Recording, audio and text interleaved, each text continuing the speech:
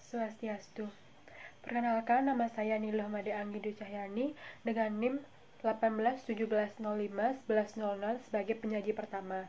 Jadi di sini saya akan menjelaskan materi mengenai pengertian dana dan modal kerja.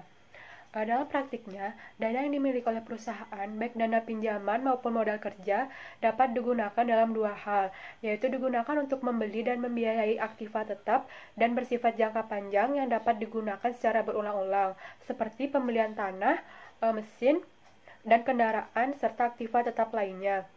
Dan yang kedua, dana dapat digunakan untuk membiayai modal kerja, yaitu modal yang digunakan untuk pembiayaan jangka panjang seperti pembelian bahan baku, membayar gaji, dan biaya operasional lainnya. Analisis sumber dan penggunaan modal merupakan analisis yang berhubungan dengan sumber-sumber dana dan penggunaan dana yang berkaitan dengan modal kerja perusahaan. Artinya, di mana saja perusahaan memperoleh dana guna membiayai kegiatan dan dana yang sudah diperoleh tersebut digunakan untuk aktiva apa saja. Kemudian, dalam prakteknya, pengertian dana dibagi ke dalam beberapa pengertian, yaitu pertama, dana dianggap sebagai uang kas, kedua, dana dianggap sebagai dana simpan di bank dalam bentuk giro atau tabungan. Kemudian yang ketiga, dana dianggap sebagai modal kerja. Keempat, dana dianggap sebagai seluruh aktiva yang dimiliki perusahaan. Dan yang kelima, dana dianggap sebagai aktiva yang memiliki sifat sama dengan kas. Kemudian, dana sebagai kas itu dapat diartikan bahwa dana sesungguhnya yang dimiliki oleh perusahaan dan siap digunakan setiap waktu yang dibutuhkan. Kemudian dana sebagai uang yang disimpan di dalam bank, artinya bahwa dana tersebut ditempatkan dalam bentuk simpanan. Selanjutnya, dana sebagai modal kerja merupakan dana yang digunakan untuk membiayai kegiatan operasional perusahaan, terutama yang dimiliki jangka waktu pendek. Sedangkan dana diartikan sebagai seluruh aktiva yang dimiliki perusahaan, artinya seluruh harta perusahaan yang dimiliki dalam aktivanya dianggap dana perusahaan. Khusus pada bab ini akan membahas mengenai dana yang mengandung arti sebagai modal kerja. Modal kerja merupakan modal yang digunakan untuk melakukan kegiatan operasi perusahaan. Pengertian modal kerja secara mendalam terkandung dalam konsep modal kerja yang dibagi menjadi 3 macam, yaitu pertama konsep kuantitatif, kedua konsep kualitatif, dan yang ketiga konsep fungsional. Untuk konsep kuantitatif menyebutkan bahwa modal kerja adalah seluruh aktiva lancar. Dalam konsep ini adalah bagaimana mencakupi kebutuhan dana untuk membiayai operasi perusahaan jangka pendek. Kemudian untuk yang kedua, konsep kualitatif merupakan konsep yang menitikberatkan kepada kualitas modal kerja. Yang ketiga, konsep fungsional. Konsep fungsional ini menekankan kepada fungsi dana yang dimiliki perusahaan dalam memperoleh laba. Artinya, sejumlah dana yang dimiliki atau digunakan perusahaan untuk meningkatkan laba perusahaan. Selanjutnya, dalam praktiknya secara umum, modal kerja perusahaan dibagi ke dalam 2 jenis, yaitu pertama, modal kerja kotor atau gross working capital, dan yang kedua, modal kerja bersih atau net working capital. Untuk modal kerja kotor atau gross working capital adalah semua komponen yang ada pada aktiva lancar secara keseluruhan dan sering disebut dengan modal kerja. Artinya, mulai dari kas, bank, surat berharga, piutang, persediaan, dan aktiva lancar lainnya. Yang kedua, modal kerja bersih atau net working capital merupakan seluruh komponen dari aktiva lancar dikurangi dengan seluruh total kewajiban lancar atau utang jangka pendek. Utang lancar meliputi utang dagang, utang wesel, utang bank jangka pendek atau dalam setahun, utang gaji, utang pajak, dan utang lancar lainnya. Baik, perkenalkan, nama saya Luswarnadi dengan NIM 1817051241.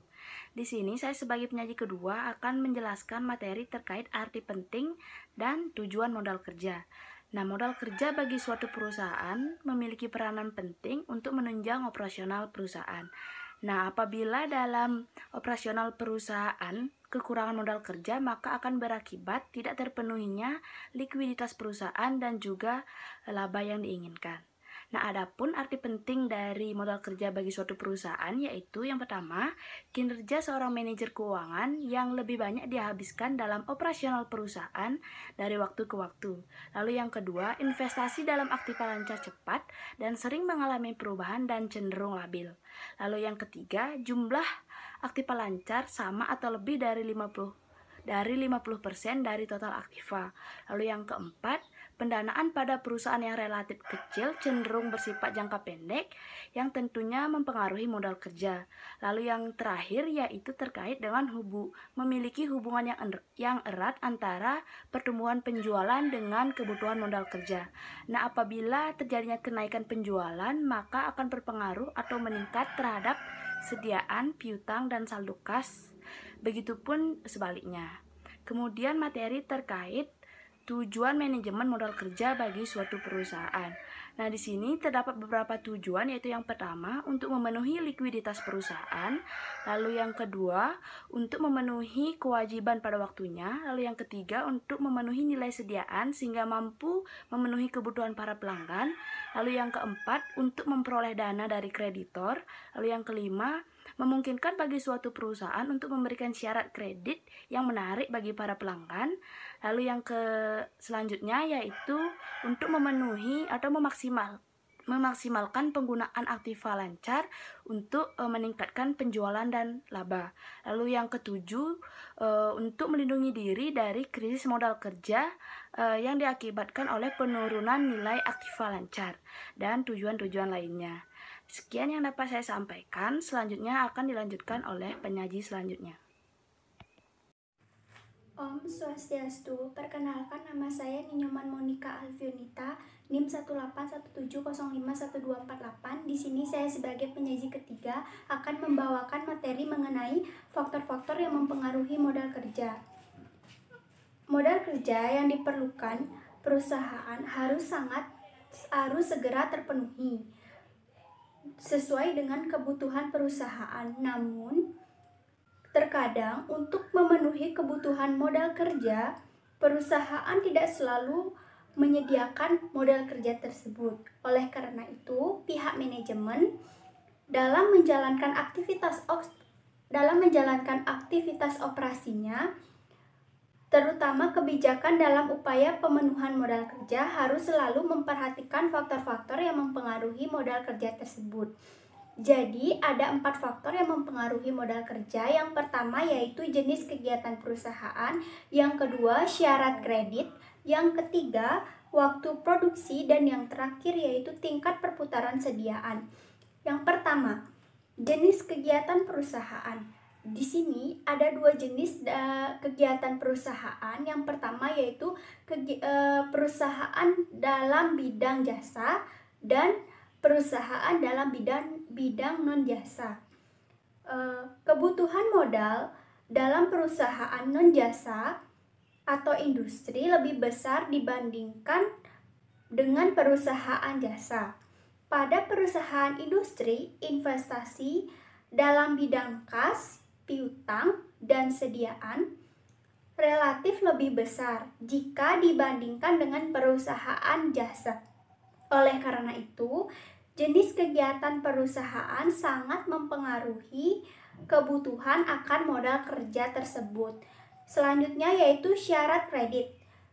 Di sini syarat kredit dilakukan dengan cara mencicil, juga sangat mempengaruhi modal kerja. Untuk meningkatkan penjualan bisa dilakukan dengan berbagai cara, dan salah satunya adalah melalui penjualan secara kredit. Adapun beberapa syarat untuk mengajukan kredit. Yang pertama yaitu syarat untuk pembelian bahan atau barang dagangan. Yang kedua yaitu syarat penjualan. Nah, syarat untuk pembelian barang atau bahan yang digunakan akan berdampak pada pengeluaran kas. Jadi, jika persyaratan kredit lebih mudah, akan sedikit uang kas yang keluar. Begitupun sebaliknya. Dalam syarat penjualan, apabila syarat kredit diberikan relatif lunak, seperti potongan harga, modal kerja yang dibutuhkan semakin besar dalam sektor piutang. Untuk waktu produksi, makin lama waktu yang digunakan untuk memproduksi suatu barang, maka akan semakin besar pula modal kerja yang dibutuhkan. Begitupun sebaliknya. Pengaruh tingkat perputaran sediaan terhadap kerja cukup penting bagi perusahaan. Semakin kecil atau rendah tingkat perputaran, maka kebutuhan modal kerja semakin tinggi, begitupun sebaliknya. Terima kasih atas perhatiannya. Saya lanjutkan ke penyaji selanjutnya. Om Swastiastu. Perkenalkan, saya Kade Irda Yusi Pratami dengan NIM belakang 1264. Di sini saya akan menjelaskan materi selanjutnya, yakni mengenai sumber modal kerja. Dalam pemenuhan akan modal kerja, diperlukan sumber-sumber modal kerja yang dapat dicari dari berbagai sumber yang tersedia. Namun di sini perlu dipertimbangkan dalam pemilihan sumber modal kerja tersebut, diperhatikan untung dan ruginya modal kerja tersebut. Sumber-sumber untuk modal kerja dapat dicari atau dapat diperoleh dari penurunan aktiva dan kenaikan pasiva. Di sini ada pun beberapa sumber modal kerja yang dapat digunakan, yaitu yang pertama hasil operasi perusahaan, ada keuntungan penjualan dari surat-surat berharga, penjualan saham, penjualan aktiva tetap, penjualan obligasi, memperoleh pinjaman, dana hibah, dan sumber lainnya. Untuk hasil operasi perusahaan, di sini merupakan pendapatan atau laba yang diperoleh pada periode tertentu. Pendapatan ini biasanya diperoleh perusahaan ditambah dengan penyusutan. Contohnya adalah cadangan laba atau laba yang belum dibagi. Selanjutnya adalah keuntungan penjualan surat-surat berharga. Di sini dalam hal keuntungan yang diperoleh merupakan hasil selisih antara harga beli dan harga jual surat berharga tersebut. Untuk selanjutnya adalah penjualan saham. Nah, di sini perusahaan melepas sejumlah saham yang masih dimiliki untuk dijual kepada beberapa pihak, sehingga nanti hasil penjualannya akan digunakan sebagai modal kerja. Kemudian ada penjualan aktiva tetap. Di sini aktiva yang dijual adalah aktiva yang sudah tidak atau aktiva yang menganggur atau kurang produktif. Hasil penjualannya akan dijadikan sebagai uang kas atau piutang sebesar harga jual. Kemudian ada hutang obligasi. Hutang obligasi di sini perusahaan mengeluarkan sejumlah obligasi untuk dijual kepada beberapa pihak lainnya. Kemudian memperoleh pinjaman dari kreditur. Kreditur terutama pinjaman jangka pendek, khusus untuk pinjaman jangka panjang juga bisa digunakan, namun biasanya pinjaman jangka panjang ini digunakan sebagai kepentingan investasi. Kemudian ada perolehan dana hibah. Perolehan dana hibah dari berbagai lembaga dapat digunakan sebagai modal kerja. Nah, dana hibah ini biasanya tidak dikenakan beban biaya sebagaimana pinjaman dan tidak ada kewajiban untuk pengembaliannya. Sehingga dapat disimpulkan bahwa secara umum kenaikan pasiva dan aktiva atau modal kerja ini disebabkan oleh yang pertama adanya kenaikan modal atau perubahan modal pemilik atau labanya. Kemudian ada yang kedua adalah adanya pengurangan aktiva tetap. Dan yang ketiga, yang terakhir adalah adanya penambahan utang. Baik, sekian pemaparan materi dari saya. Untuk selanjutnya dilanjutkan oleh rekan saya. Terima kasih. Om Swastiastu. Sebelumnya, perkenalkan nama saya Komang Sri Mulyati dengan NIM 1817051271. Baik, di sini saya akan menjelaskan materi mengenai penggunaan modal kerja dan materi mengenai laporan sumber dan penggunaan modal kerja. Selanjutnya, saya langsung saja menjelaskan mengenai materi penggunaan modal kerja. Manajer perusahaan biasanya harus menggunakan modal kerja secara tepat, sesuai dengan sasaran yang ingin dicapai oleh suatu perusahaan tersebut. Penggunaan dana untuk modal kerja dapat diperoleh dari kenaikan aktiva dan menurunkannya pasiva. Secara umum, Dapat dikatakan bahwa penggunaan modal kerja biasa dilakukan perusahaan untuk pengeluaran gaji, upah, dan biaya lainnya, untuk pengeluaran membeli bahan baku atau barang dagangan, untuk menutupi kerugian akibat penjualan surat berharga, untuk pembentukan dana, untuk pembelian aktivitas tetap seperti tanah, bangunan, kendaraan, mesin, maupun dan sebagainya, untuk pembayaran utang jangka panjang, untuk pembelian atau penarikan kembali saham yang beredar, dan untuk pengambilan uang atau barang dagangan untuk kepentingan pribadi. Penggunaan modal kerja biasanya dapat mengakibatkan perubahan modal kerja, namun perubahan modal kerja tergantung juga dari penggunaan modal kerja itu sendiri. Dalam praktiknya, modal kerja suatu perusahaan tidak akan berubah apabila terjadi pertama yaitu pembelian barang dagangan dan bahan lainnya secara tunai. Yang kedua yaitu pembelian surat-surat berharga secara tunai. Dan yang terakhir yaitu perubahan bentuk piutang dari piutang dagang ke piutang wesel. Kemudian untuk materi selanjutnya yaitu mengenai laporan sumber dan penggunaan modal kerja. Laporan sumber dan penggunaan modal kerja biasanya menggambarkan bagaimana perputaran modal kerja selama periode tertentu. Laporan tersebut biasanya menunjukkan kinerja manajemen dalam mengelola modal kerjanya. Dalam laporan penggunaan dan sumber modal kerja akan terlihat perubahan modal kerja yang dimiliki oleh suatu perusahaan. Baik, sekian penjelasan yang dapat kami sampaikan dan kami ucapkan terima kasih.